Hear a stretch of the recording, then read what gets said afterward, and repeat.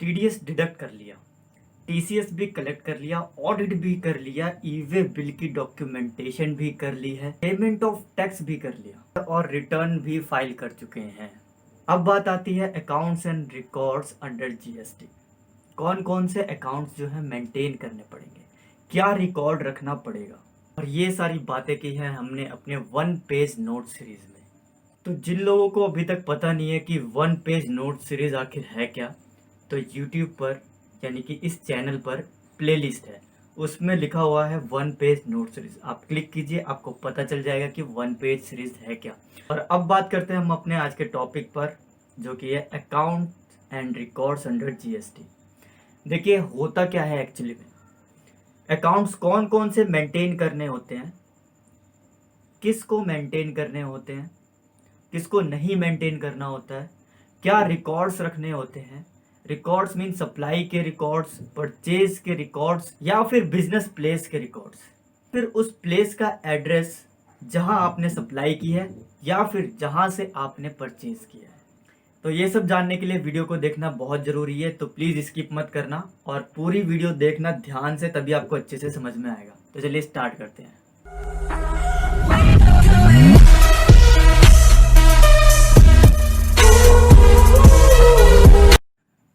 आज के इस वन पेज नोट सीरीज़ का टॉपिक है accounts and records under GST.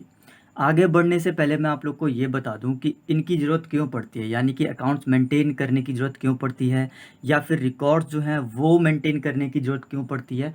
तो जनरल सी बात है कि ऑडिट के टाइम पर इन सारे चीज़ों की ज़रूरत पड़ती है हमें। जब भी वेरिफिकेशन होगा, वेरिफिकेशन किस चीज़ का करोगे आप, अपने अकाउंट्स लेजर्स का करोगे, जो आपने रिकॉर्ड्स मेंटेन किए हैं उनका ऑडिट करोगे। तो इन अकाउंट्स और रिकॉर्ड्स के बिहाफ पर ऑडिट रिपोर्ट तैयार की जाती है, whether your organisation is profitable और नॉट। ये सारे कंप्लायंसेस देखने के बाद एक ओपिनियन निकाला जाता है। तो चलिए स्टार्ट करते हैं आगे पढ़ना हमें क्या क्या है। सबसे पहले छोटी सी बात है यहाँ पर कि every registered person is required to self assess the taxes payable and furnish a return for each tax period. जो रजिस्टर्ड पर्सन होता है वो सेल्फ असेस करता है या फिर वो असेस करवाता है अपने अकाउंटेंट से, कोई भी हो सकता है, ठीक है। एंड फर्निश करता है return for each tax period, और रिटर्न फाइल करता है हर एक टाइम के लिए, हर एक पीरियड के लिए, जिस पीरियड में उसको रिटर्न फाइल करनी होती है उस टाइम पर। Then the compliance verification is done by the department through scrutiny of returns, audit और verification। तो मैंने आपको वही बात बताई कि किस लिए ज़रूरत पड़ती है मेंटेन करने की अकाउंट्स एंड रिकॉर्ड। तो सिंपल सी बात है, ऑडिट के पर्पज़ से ये सारी चीज़ें हमें मेंटेन करनी पड़ती है। चलिए आगे बढ़ते हैं, जो कि है सेक्शन 35(1). क्या कहता है section 35(1)? Every registered person is required to maintain a true and correct account of the following। देखिए सिंपल सी बात यह है कि आप अगर अकाउंट मेंटेन कर रहे हैं या फिर कोई रिकॉर्ड रख रहे हैं तो ट्रू एंड फेयर होना चाहिए, जिससे कि ऑडिट में आगे जाकर परेशानी ना हो, ऑडिट करने में आगे जाकर गलतियां ना निकले, ठीक। तो पहला जो हेडिंग है वो क्या है, यानी कि किसका ट्रू एंड फेयर रिकॉर्ड रखना चाहिए, ये सारी बातें बताई गई हैं यहाँ पर। तो सबसे पहले है production and manufacture of goods, then inward and outward supply of goods and services or both, stock of goods, ITC availed, output tax paid and payable, any other deemed necessary। जो आगे जो नेसेसरी होगा उनके records को अच्छे से maintain करना है, ट्रू एंड फेयर व्यू होना चाहिए, ओके। चलिए नेक्स्ट बात करते हैं, रूल नंबर 56(1) में क्या क्या क्या है कि मेंटेन रिकॉर्ड्स ऑफ, मेंटेन करोगे आप रिकॉर्ड किसका, इंपोर्टेड और एक्सपोर्टेड गुड्स एंड सर्विसेज का, supply attracting reverse charge along with documents, यानी कि सप्लाई जो आपने की है वो रिवर्स चार्ज बेसिस पे की है, उसका डॉक्यूमेंट भी आपको क्या करना पड़ेगा, मेंटेन करना पड़ेगा, ये रिकॉर्ड करना पड़ेगा, ऑडिट। नेक्स्ट है हमारा क्या 56(2) में क्या बोला गया है, देखिए रूल है ये, maintain records of accounts of stock.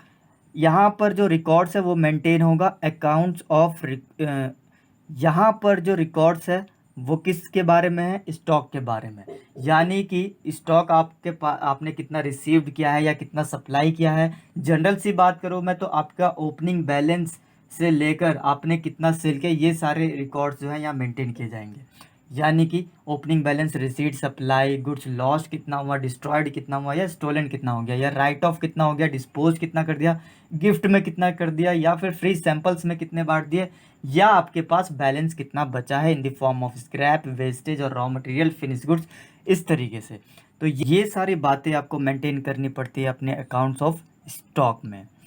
और एक चीज़ बता दो यहाँ पर, not maintain by composition levy, जिसने कंपोजिशन स्कीम ले रखी है, ऑप्ट कर रखी है, वो ये अकाउंट्स ऑफ स्टॉक मेंटेन नहीं करेगा। अब बात करते हैं हम रूल 56(3) की। रूल 56(3) में क्या बताया गया है? बताया गया कि मेंटेन करो आप सेपरेट अकाउंट्स, किसके लिए? एडवांस रिसीव्ड किया है आपने, या फिर पेड किया है, या फिर अदर एडजस्टमेंट है उनके लिए। तो ये इसका जो होगा, आप सेपरेट अकाउंट मेंटेन करेंगे।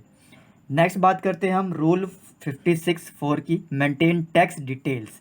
मेंटेन करनी पड़ेगी आपको टैक्स डिटेल्स, कि आपने कितना टैक्स पे किया है, या फिर आईटीसी कितना मिला है आपको, या फिर आपने इनवॉइस में कितना लिखा हुआ है टैक्स, या कलेक्ट कितना किया है, डिडक्ट कितना किया, ये सारी बातें आपको किस में मेंटेन करनी है? रूल 56(4) में मेंटेन करनी है। और the same thing for composition scheme not applicable, यानी कि दो चीज़ें हैं, 56(2) और 56(4) मेंटेन नहीं करेगा कौन? जिसने कंपोजिशन स्कीम ले रखी होगी वो।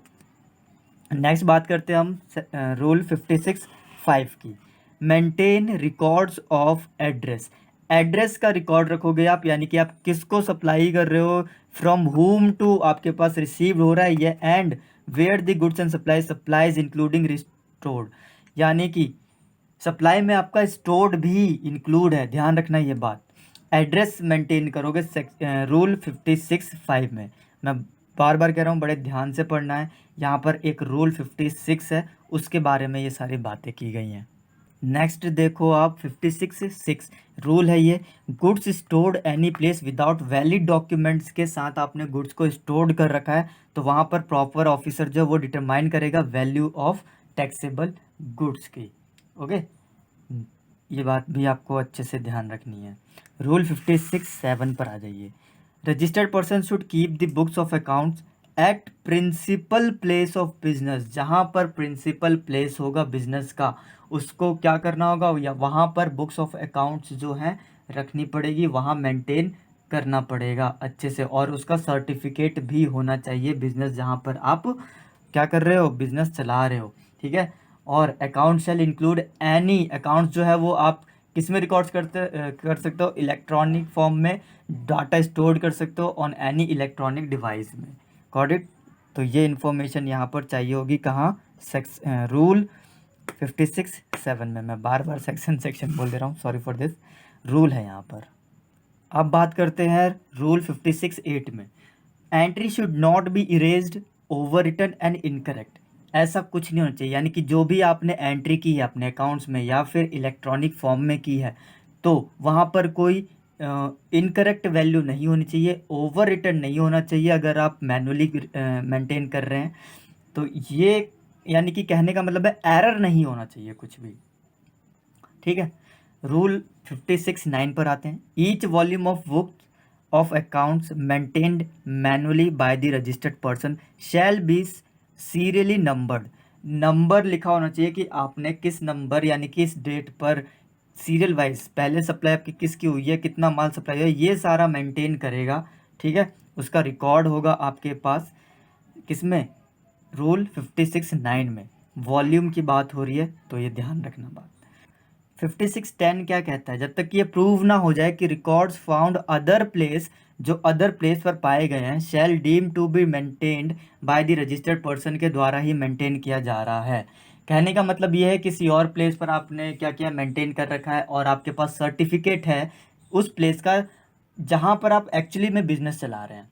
ठीक, तो डीम टू बी यानी कि ये मान लिया जाएगा कि ये जो आप मेंटेन कर रहे हैं, दूसरी जगह बुक्स को मेंटेन कर रहे हैं, वो आपका ही क्या है, बुक्स ऑफ अकाउंट्स है। ठीक है। चलिए, अब हम बात करेंगे रूल 56(11) की, agent shall keep records of. Agent को यहाँ पर रिकॉर्ड रखने पड़ेंगे और सबसे पहले उसको ऑथराइजेशन मिली होनी चाहिए प्रिंसिपल से कि वो क्या करे, इन सारी बातों का रिकॉर्ड रखे। अब वो कौन कौन सी बातें हैं जिनका रिकॉर्ड रखेगा, वो रिकॉर्ड रखेगा description value supply of goods and services received का, या फिर सप्लाइड हो रही है उनका डिटेल जो है अच्छी तरीके से वो फर्निश करेगा। टैक्स पेड ऑन रिसिट और supply on behalf of principal, इन सब की भी डॉक्यूमेंटेशन करेगा, यानी कि इन सब का रिकॉर्ड वो रखेगा अपने बुक्स ऑफ अकाउंट में। ठीक है, तो चलिए बढ़ते हैं अब आगे हम रूल नंबर 5612 पर। रूल नंबर 5612 क्या बताता है कि कोई भी रजिस्टर्ड पर्सन अगर मैन्युफैक्चरिंग गुड्स करता है तो उसको मेंटेन करनी पड़ेगी मंथली प्रोडक्शन अकाउंट्स। यहाँ पर आप लिख लोगे मंथली, मेंटेन करेगा क्या, मंथली मेंटेन करेगा प्रोडक्शन अकाउंट्स। और उसमें क्या शो करेगा, उसमें शो करेगा कितनी क्वांटिटी है, क्वांटिटी की डिटेल्स रखेगा, रॉ मटेरियल की और सर्विसेज की, जो कि मैन्युफैक्चर में क्या होने वाली है, यूज्ड होने वाली हैं। ठीक है, including waste by the product, ये बात भी ध्यान रखना, इंक्लूडिंग वेस्ट। तो वो मैन्युफैक्चर जो है, यानी कि एक सिंपल सी बात है, रॉ मटेरियल की सारी डिटेल यहाँ पर फॉर्म करेगा। नेक्स्ट बात करते हैं रूल नंबर 5613 की। Every registered person supplying services shall maintain the account showing quantitative details of goods used in provision of service, यानी कि उन गुड्स का भी रिकॉर्ड रखेगा जो कि सर्विसेज में क्या हो रही हैं, यूज हो रही हैं। ठीक है, अब इन details of input service utilise करी हो या फिर सर्विस सप्लाइड की हो। ठीक है, यहाँ पर मैंने input services utilise and supplied किया, वो सारी डिटेल्स यहाँ पर वो मेंटेन करेगा। नेक्स्ट बात करते हैं हम रूल नंबर 5614 की, वर्क कॉन्ट्रैक्ट के बारे में, मेंटेन रिकॉर्ड्स, यानी कि वर्क कॉन्ट्रैक्ट जो है यहाँ पर मेंटेन करेगा, एक सेपरेट अकाउंट बनाएगा। तो यहाँ पर कुछ बातें हैं, यहाँ पर आपको एक बार बुक से देख लेना है वो क्या क्या है।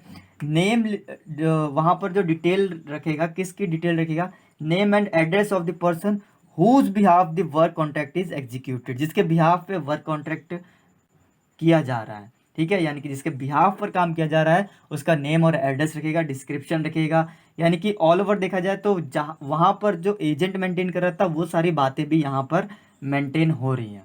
ठीक है, ध्यान रखने इसकी बात को। नेक्स्ट बात करते हैं 5615 की, रिकॉर्ड्स मेंटेन इन इलेक्ट्रॉनिक फॉर्म। अब रिकॉर्ड्स को क्या करना है, सिंपली मेंटेन करना होगा, डिजिटल सिग्नेचर की जरूरत पड़ती है, ऑथेंटिकेटेड जो होता है वो, इसलिए हमें क्या करना होता है, इलेक्ट्रॉनिक फॉर्म में मेंटेन करना होता है। तो नेक्स्ट बात करते हैं रूल नंबर 5616 की, records all documents accounts digitally. मतलब क्या है इसका, मतलब क्या है इसका, देखिए रजिस्टर्ड पर्सन जो होगा वो अपने हर एक इनवॉइस की, बिल ऑफ सप्लाई की, जितना भी क्रेडिट नोट हो या debit net no sorry credit note हो या डेबिट नोट हो, या फिर स्टॉक का स्टोर्ड हो या फिर डिलीवरीज हो, इनवर्ड सप्लाई हो या फिर आउटवर्ड सप्लाई हो, उनको क्या करेगा, जो वो मैनुअली रिकॉर्ड कर रहा है उसको इलेक्ट्रॉनिकली फॉर्म में भी मेंटेन करेगा, जिससे कि बाद में डिजिटली देखा जाए तो उसको वो अच्छे से समझ में आए। अगर आपको कहीं ट्रांसफ़र भी करना हो वो डिटेल, तो आप ट्रांसफ़र कर सकते हैं। चलिए नेक्स्ट बात करते हैं रूल नंबर 5617 की, true and correct records if person have any custody over goods. अगर किसी की कस्टडी ले रखी है तो उसे ट्रू एंड फेयर व्यू देना होगा। ठीक है, अच्छे से मेंटेन करना होगा हर एक चीज़ की, डिस्पैचिंग की मेंटेन, रिसिपेंट की रिकॉर्ड, ये सब उसको मेंटेन करना होगा। Got it. नेक्स्ट बात करते हैं रूल नंबर 5618 की। 5618 में देखिए क्या बोला गया है, maintain records under law. Maintain records under law means जो रजिस्टर्ड पर्सन है वो करेगा ऑन डिमांड या फिर produce the books of accounts which he require to maintain under any law for time being in force, यानी कि जो आपको कंप्लायंसेस हैं वो पूरे करने हैं, यहाँ पर सिंपल सी बात ये है। नेक्स्ट बात करते हैं रूल नंबर 58 की। अभी तक हमने पढ़ा रूल नंबर 56, अब बात करते हैं रूल नंबर 58। रूल नंबर 58 में क्या कहा गया है, देखिए बहुत ही अच्छा कॉन्सेप्ट है ये। ठीक, और अमेंड की गई है, सर्कुलर है, नोटिफिकेशन नोटिफिकेशन है ये, तो ध्यान रखनी है बात क्या कि इसमें होता क्या, records to be maintain by owner, owner अगर मेंटेन कर रहा है, या फिर ऑपरेटर ऑफ गोडाउन या फिर वेयर हाउस एंड ट्रांसपोर्टर, तो क्या करना होगा, ट्रांसपोर्टर जो कि रजिस्टर्ड होगा मोर देन वन स्टेट या फिर यूनियन टेरिटरी में, हैविंग सेम पैन नंबर, उसका जो पैन नंबर है वो सेम है, और उसे क्या मिल जाएगा, उसे मिल जाएगा एक यूनिक कॉमन एनरोलमेंट नंबर मिल जाएगा। ठीक है, इसमें वो डिटेल जो है वो सारी सबमिट करता है। कौन से फॉर्म में, फॉर्म होता है GST ENR 02 using any one of his GSTINs।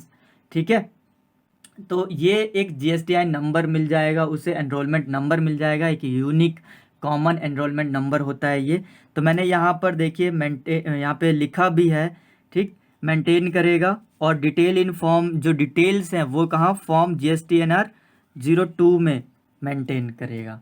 ठीक है, और यहाँ पर पेन की भी बात है, यहाँ पर बुक से एक बार आप देख लेंगे कि सेम पेन होना चाहिए उसके पास।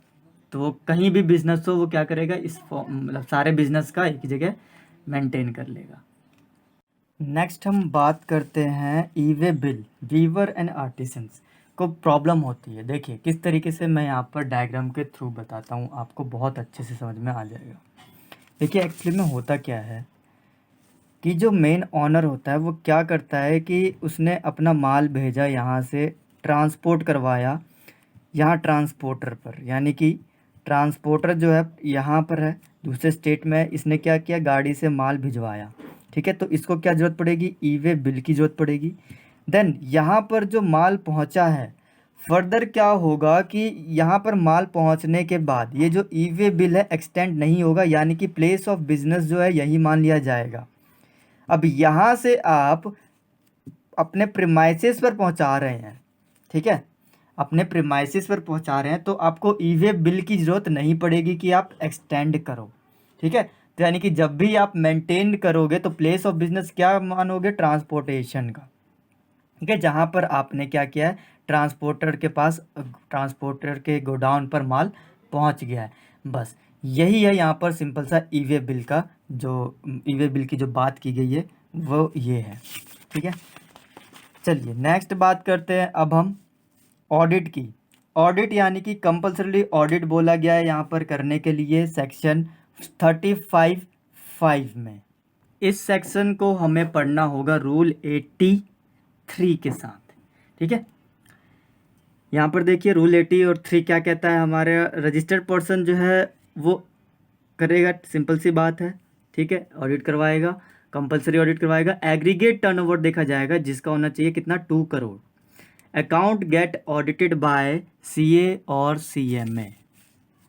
आपको दिख नहीं रहा, देखिए अकाउंट जो है वो ऑडिटेड होना चाहिए CA और CMA द्वारा। Furnish copy of audit annual account, furnish copy किस में करोगे आप, GSTR 9C में इलेक्ट्रॉनिकली। ठीक, तो ये है यहाँ पर ऑडिट की बात, छोटी सी बात है। ठीक है, सिंपल सी बात है, तो ये आपको अच्छे से समझ लेना है। नेक्स्ट देखिए यहाँ पर क्या है, period of retention of accounts, retention की बात कर रहा है, यानी कि आपका जो अकाउंट्स है वो कब से मेंटेन होना चाहिए, ये सारी बात। तो देखिए इसके लिए मिनिमम जो रिक्वायरमेंट है क्या बोला गया है, देखिए यहाँ पर, और ये सेक्शन है 36।